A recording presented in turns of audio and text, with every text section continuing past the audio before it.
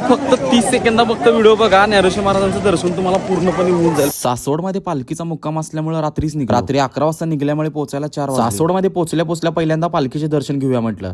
पहाटेचे 4:30 वाजल्यात आणि आम्ही आता सासवडमध्ये पालखीचं दर्शन घेण्यासाठी इथं आलेलो आहे.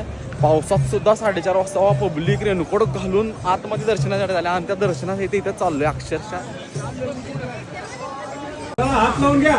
इकडे भजन वगैरे सगळे रेनकोट घालून चालू आहे आणि या बाजूला महाराजांची पादुका या बाजूला इथे ठेवलेले आहे. बाहेर लाखो भाविक असताना मी आतमध्ये थांबलो की 6 वाजता आरती होती. खरोखर मी सांगू शकत नाही की मी या क्षणाला काय फील करत होतो.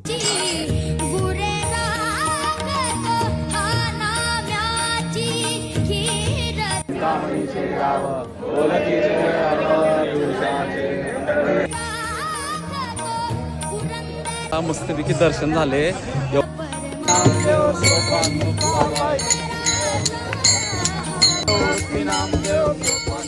रामकृष्ण हरी.